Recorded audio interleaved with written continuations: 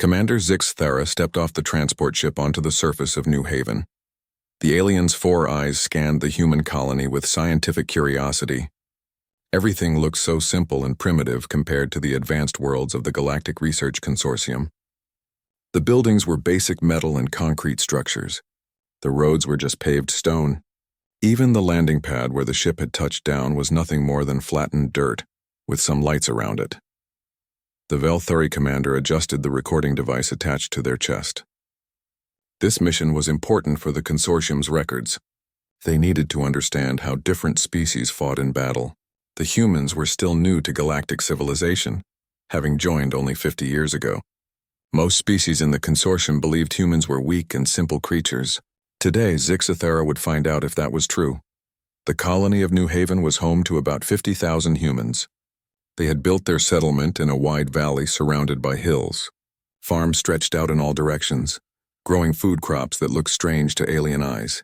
The colonists had been here for 20 years, living peaceful lives as farmers, miners, and researchers.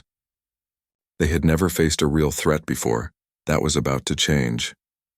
The Kethvar Empire was coming. Zixthara had studied the Kethvar military records before arriving. The Empire had conquered dozens of worlds across the galaxy. They were brutal fighters who showed no mercy to their enemies. Their ships were fast and heavily armed. Their soldiers were trained from birth to kill without hesitation. When the Kethvar decided to take a world, they usually succeeded within hours. The approaching Kethvar fleet had over 200 warships. Against them, the humans had maybe a dozen small defense ships and a few thousand poorly equipped soldiers. It seemed like an impossible fight. The humans would be crushed quickly, and Zixathera would have an excellent example of human combat behavior to study. A group of humans approached the landing area. The leader was a tall man with short brown hair and serious eyes. He wore a simple military uniform with captain's bars on his shoulders. Behind him walked several other officers, including a young woman with dark hair and sharp features. "Welcome to New Haven," the captain said in basic Galactic, the common language used throughout the consortium. "I'm Captain Jake Morrison, commander of Colonial Defense. This is Lieutenant Amy Rodriguez, my tactical officer." Zixthera bowed in the traditional Velthari greeting. "I am Commander Zixthera of the Galactic Research Consortium. I have come to observe and record your species' combat behavior for our scientific archives." Captain Morrison's face showed no emotion, but Zixathera noticed the human's jaw muscles tighten slightly. "You're here to watch us die, then?" "I am here to learn," Zixathera replied honestly. "The consortium must understand how all member species respond to military threats. Your colony is about to face a significant challenge." Lieutenant Rodriguez stepped forward. "Captain, maybe having an observer isn't such a bad idea. If we don't make it, at least someone neutral can tell other human colonies what happened here." Morrison looked at his officer for a long moment, then nodded. "Fine, you can stay, Commander. But you'll follow our rules and stay out of our way. We have work to do."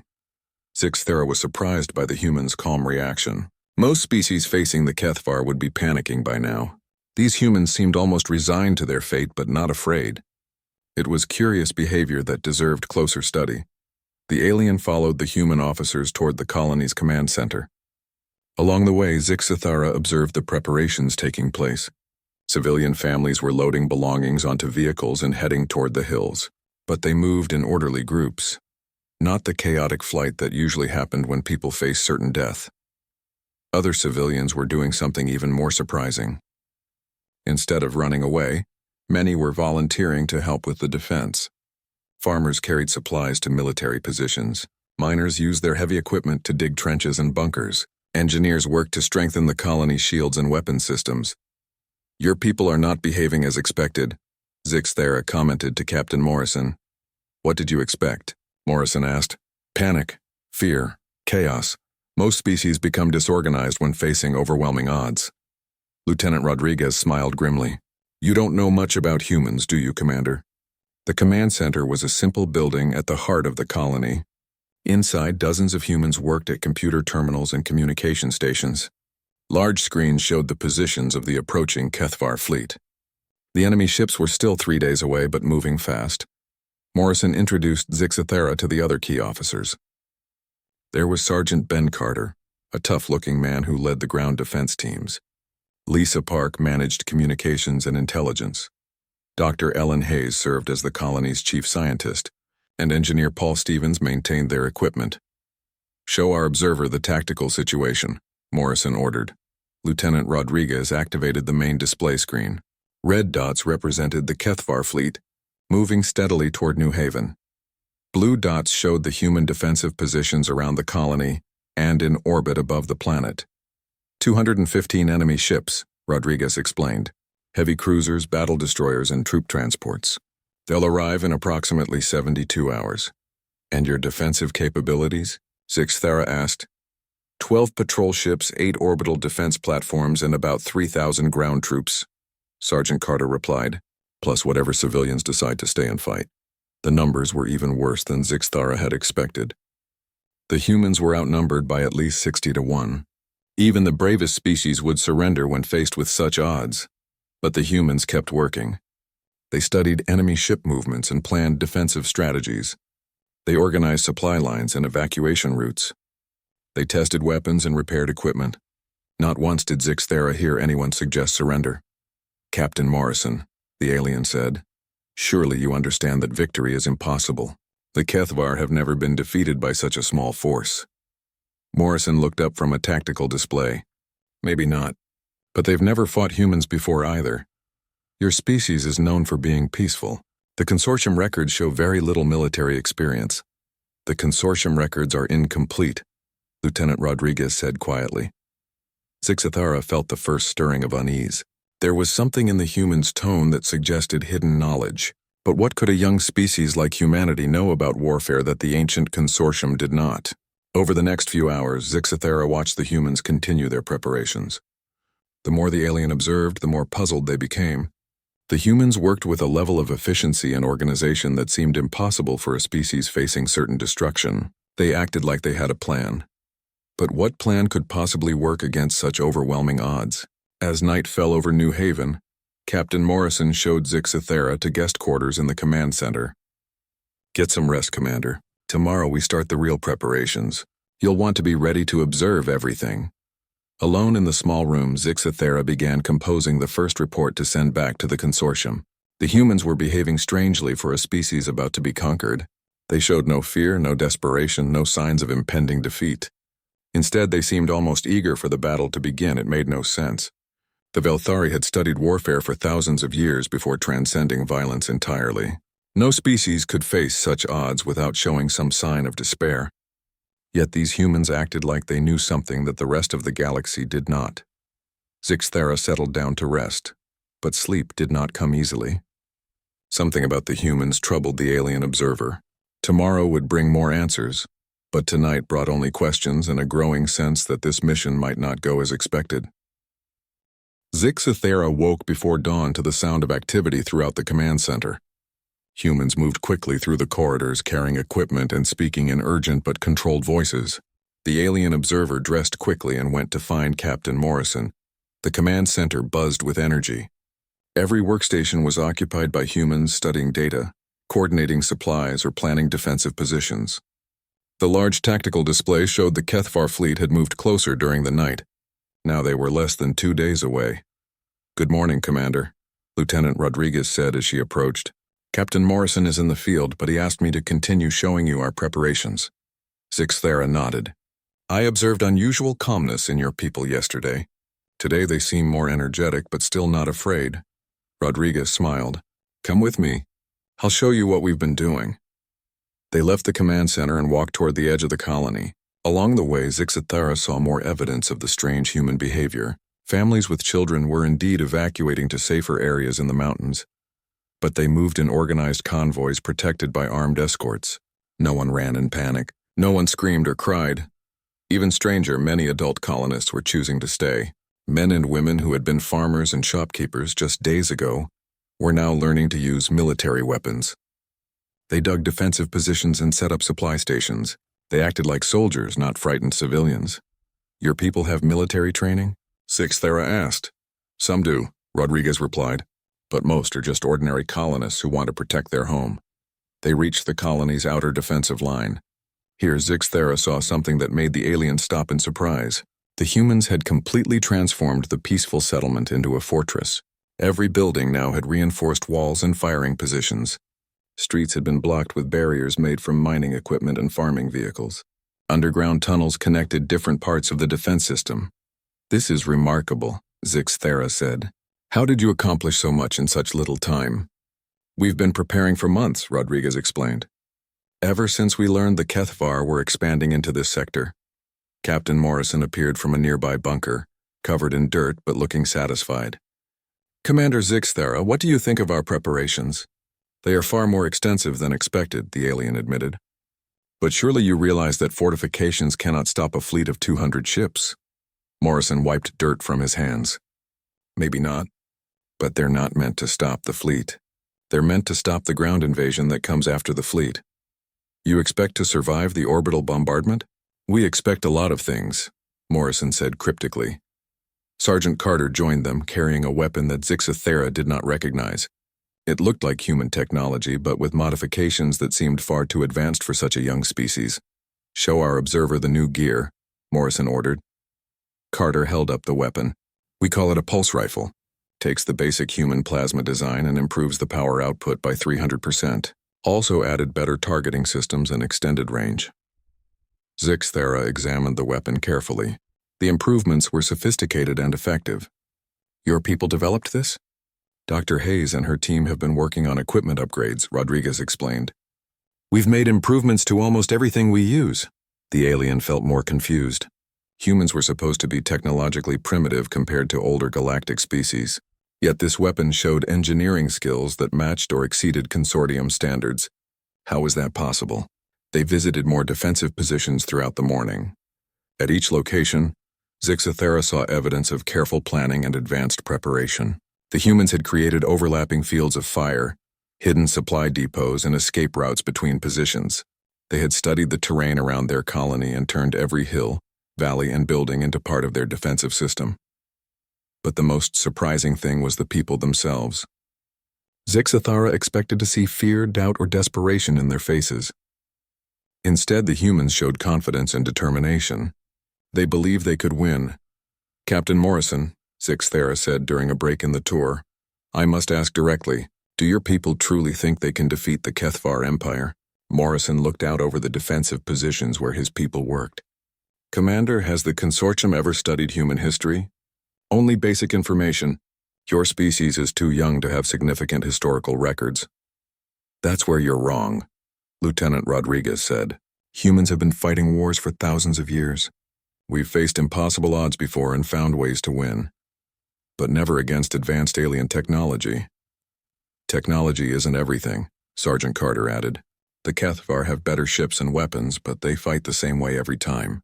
We've studied their tactics from dozens of previous battles. They're predictable." Zixthera felt a chill run through their alien body. "You have studied Kethvar battle tactics?" "For months," Morrison confirmed. "Every engagement they've fought in the past 10 years. We know how they attack planets, how they deploy ground forces, even how individual Kethvar soldiers react in different situations." Dr. Hayes approached the group carrying a data tablet. "Captain, I have the latest analysis ready." "Show Commander Zixthera," Morrison instructed. The scientist activated her tablet, displaying detailed information about Kethvar military equipment. "We've analyzed their ship designs, weapon systems, and armor specifications. Impressive technology, but it has weaknesses." "Weaknesses?" Zixthera asked. "Every technology has limitations," Dr. Hayes explained. "Kethvar shields are strong against energy weapons, but vulnerable to certain types of physical projectiles. Their armor plating has gaps at joint connections. Their sensors have blind spots during specific maneuvers." "You learned this from observation?" "Observation, analysis, and testing," Engineer Stevens said as he joined the group.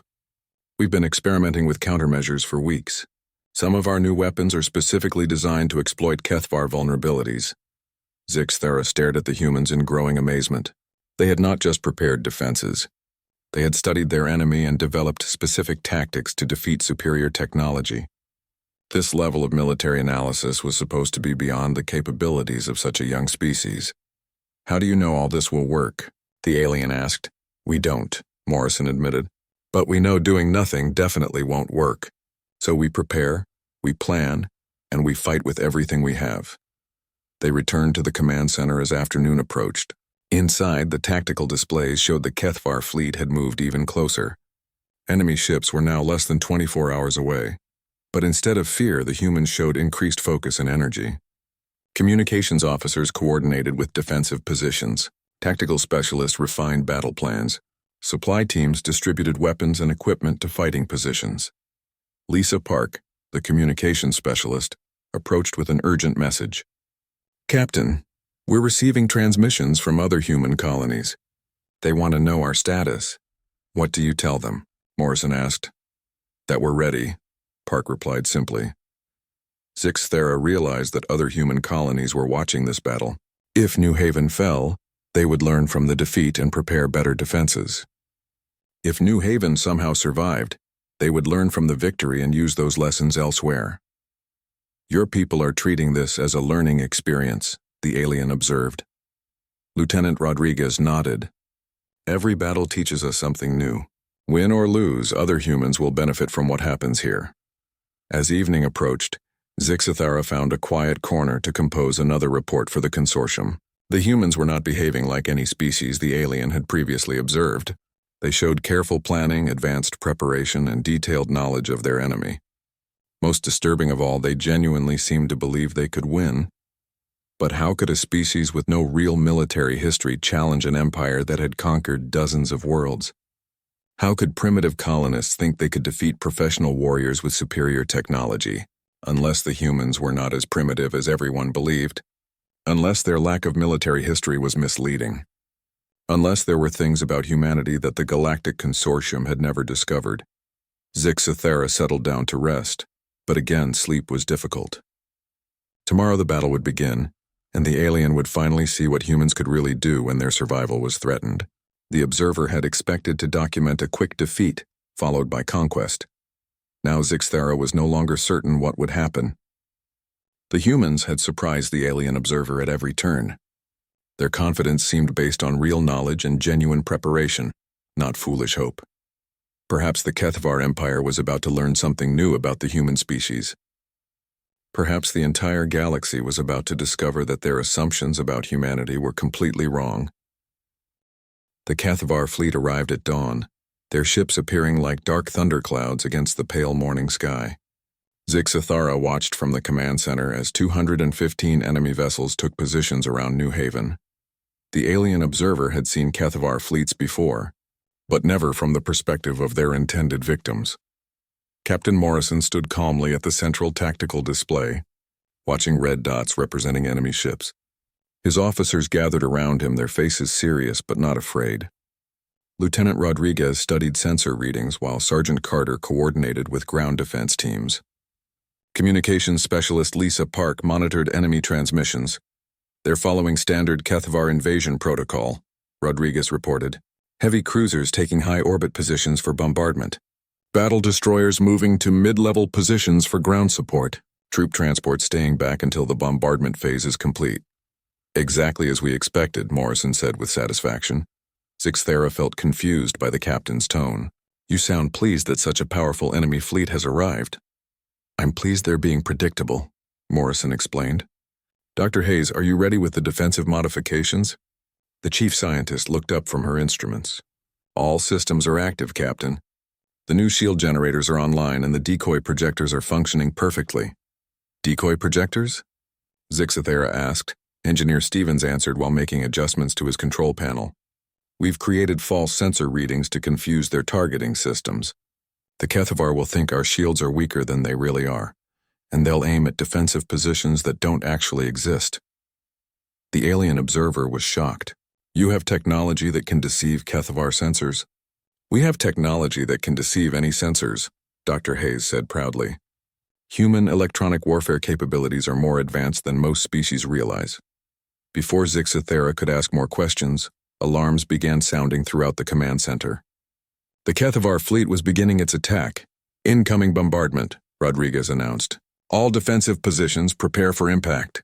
The first wave of energy beams struck New Haven shields. Brilliant flashes of light filled the sky as alien weapons met human defenses. The ground shook with each impact. and the command center's lights flickered briefly.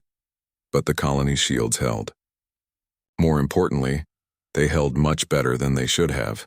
Enemy bombardment efficiency at only 42%, Stevens reported. Our decoy systems are working perfectly.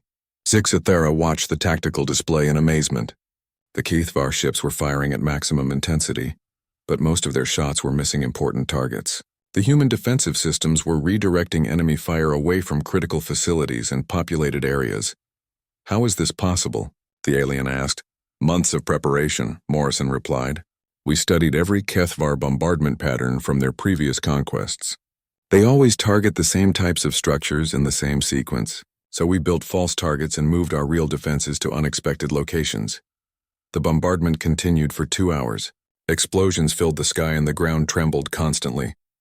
But when the enemy fire finally stopped, New Haven was still intact. Most of the colony's defenses were still operational, and civilian casualties were minimal. Phase 1 complete, Rodriguez announced. Enemy troop transports are beginning descent. Right on schedule, Sergeant Carter said with grim satisfaction. All ground teams prepare for surface engagement. Zixathera had observed many Kethvar invasions before. Usually, the orbital bombardment destroyed most defensive capability and broke the spirit of the defending population. The ground invasion was just a cleanup operation against scattered, demoralized survivors. That was not happening here. The humans had survived the bombardment with most of their strength intact. Their defensive positions were still active, their communication systems still functioned, and their soldiers were ready to fight. The first Kethvar troop ships landed in the fields outside the colony. Alien warriors poured out of the transports, forming into the standard attack formations that had conquered dozens of worlds.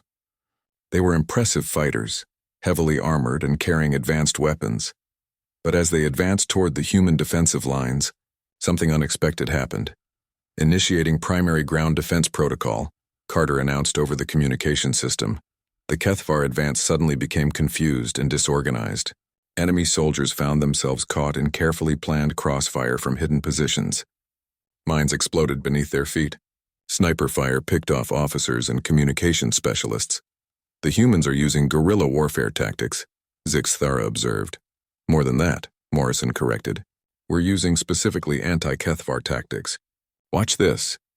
On the tactical display, Zixathera could see human teams moving in precise patterns around the confused enemy forces. They struck quickly at vulnerable points, then disappeared before the Kethvar could respond effectively. Dr. Hayes explained what was happening.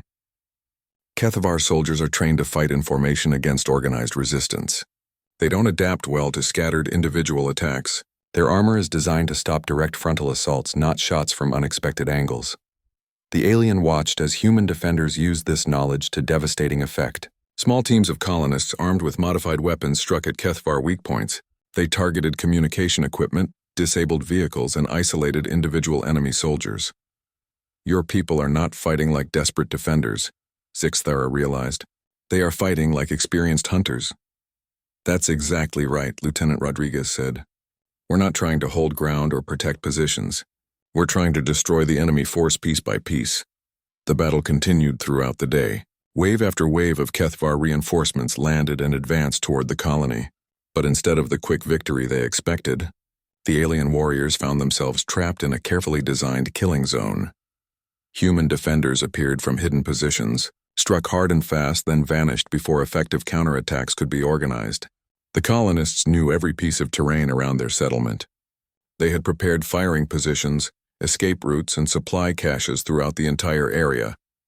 By late afternoon, the situation had become clear.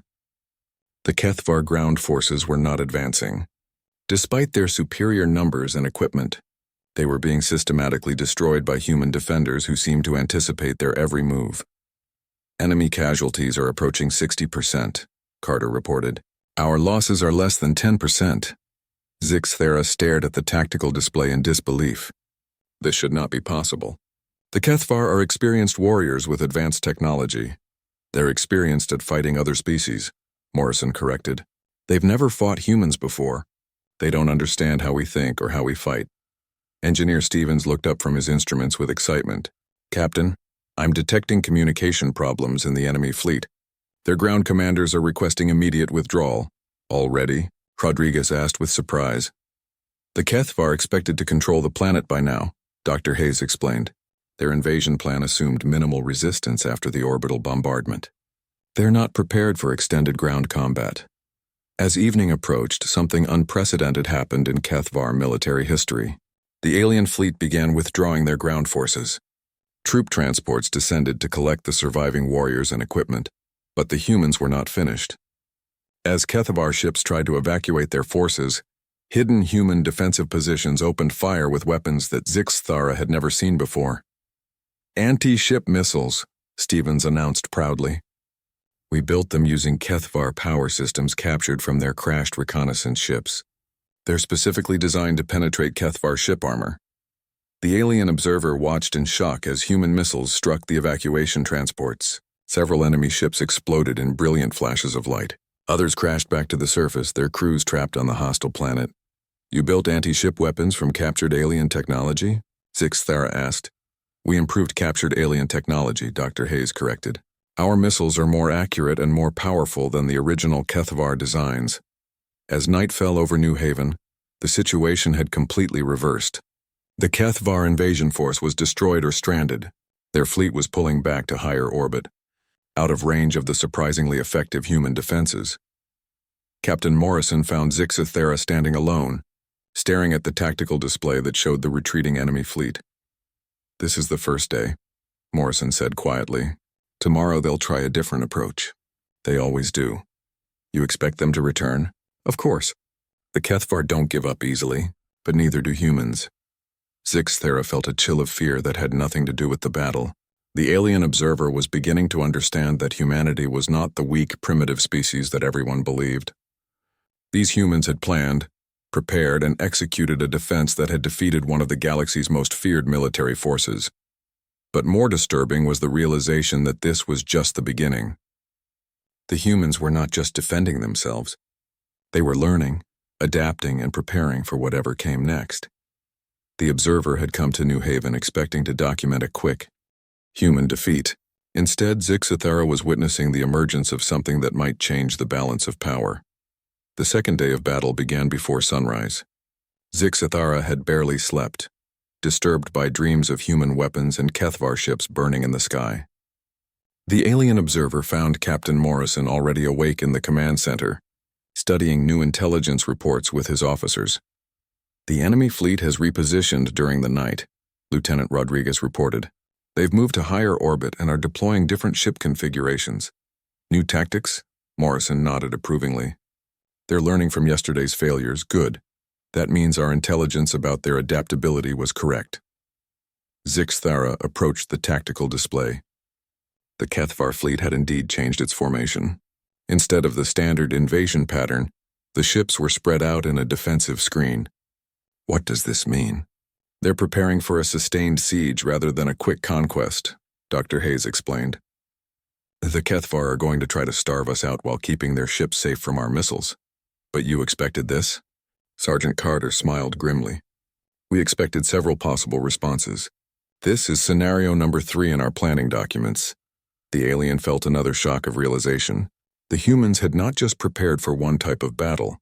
They had planned for multiple different enemy strategies and developed responses to each one. How many scenarios did you prepare for? Zixthara asked. 12 major variations, Engineer Stevens answered while checking his instruments, each with several sub-options depending on Kethvar reactions. Morrison called his officers to attention. The enemy is beginning their new attack pattern. All units implement Defensive Protocol 7. The second assault was completely different from the first day's bombardment. Instead of trying to overwhelm the human defenses, the Kethvar ships fired precisely targeted shots at specific buildings and installations. They were trying to gradually destroy the colony's capability without risking their own ships. But again, the human response surprised Zixthara. Instead of staying in their defensive positions, teams of human fighters began moving toward the enemy landing zones from the previous day. What are they doing? The alien asked. Salvage operations, Rodriguez explained. Yesterday's battle left us with a lot of damaged Kethvar equipment. Now we're going to put it to good use. Zixathera watched through surveillance cameras as human teams carefully collected alien technology from crashed ships and abandoned positions. They worked quickly but systematically, taking weapons, power cells, communication devices, and pieces of advanced armor. "The Kethavar will try to stop you," the observer warned.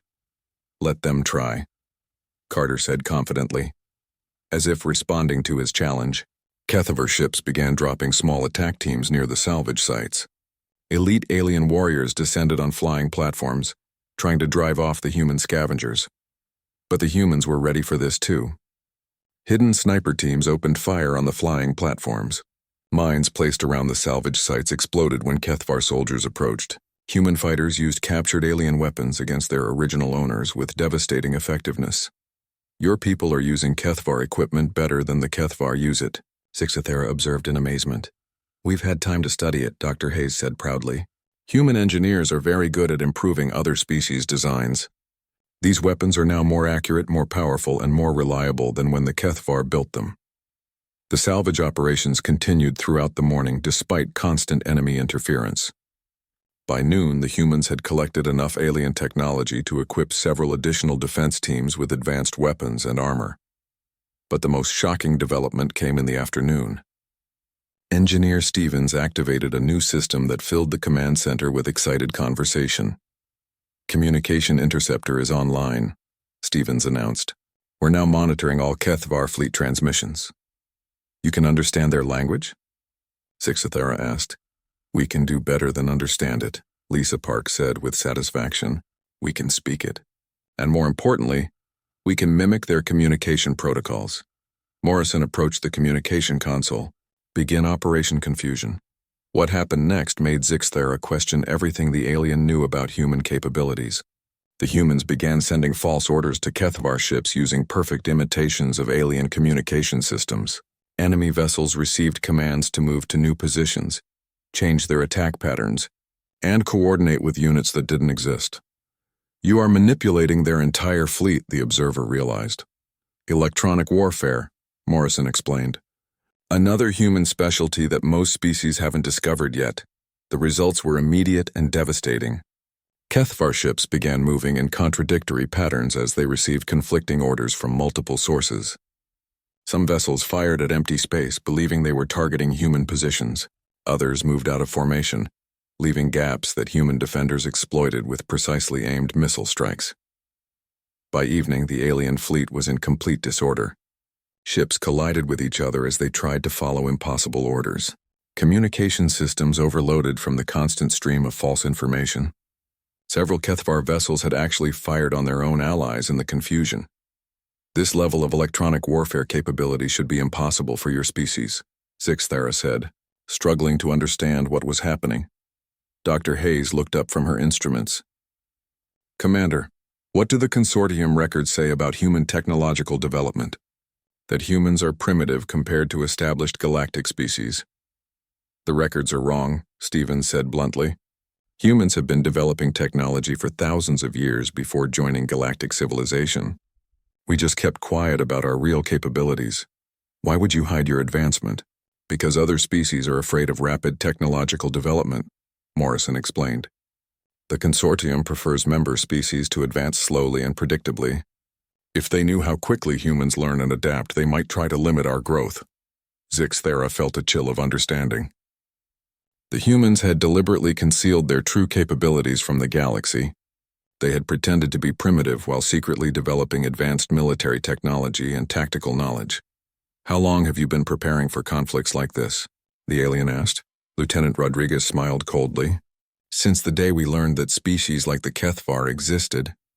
We knew that eventually someone would try to test human resolve, so we made sure we'd be ready." The tactical display showed the Kethavar fleet in complete chaos. Nearly a third of their ships had been destroyed or damaged by friendly fire, collisions, or human missile strikes. The rest were pulling back to maximum range, trying to re-establish communication and coordination. "They're calling for reinforcements," Park reported. "Multiple distress signals going out to other Kethavar fleets in nearby systems." "Good," Morrison said with satisfaction. "The more ships they bring, the more ships we can capture." Zixathera stared at the human captain in shock. "You want them to bring more forces?" Every HFY ship we capture gives us more technology to study and reverse engineer. Every battle teaches us more about how they fight. The more they throw at us, the stronger we become. The alien observer realized with growing horror that the humans were not just defending themselves. They were using this battle as an opportunity to learn, grow, and acquire new capabilities. Each enemy attack made them more dangerous. What happens when you have learned everything you can from the HFY? Zixithera asked quietly. Morrison looked at the tactical display showing the retreating enemy fleet. Then we'll teach other human colonies everything we've learned. And when the next enemy comes looking for an easy conquest, they'll find out that attacking humanity was the biggest mistake they ever made. As night fell over New Haven, Zixithera composed another report for the Galactic Consortium. But this time the alien struggled with what to say. The humans had not just defended themselves successfully. They had demonstrated technological and tactical capabilities that should have been impossible for such a young species. More disturbing was the realization that this was not an isolated incident. The humans had been preparing for galactic warfare while pretending to be peaceful colonists. They had studied their potential enemies and developed countermeasures in secret, and now they were using their first real battle as a training exercise to become even more dangerous. Zixithera was beginning to understand that coming to observe humans in battle might have been the worst decision the alien had ever made. The observer had expected to document the defeat of a primitive species. Instead, the alien was witnessing the emergence of something that might threaten the stability of the entire galaxy. The humans were not what they seemed to be. And now that they had revealed their true capabilities, there would be no going back to the peaceful coexistence that the consortium had taken for granted. The third day brought news that changed everything. Zixithera woke to find the human command center buzzing with excited activity. Captain Morrison stood at the central display with his officers, all looking pleased about something.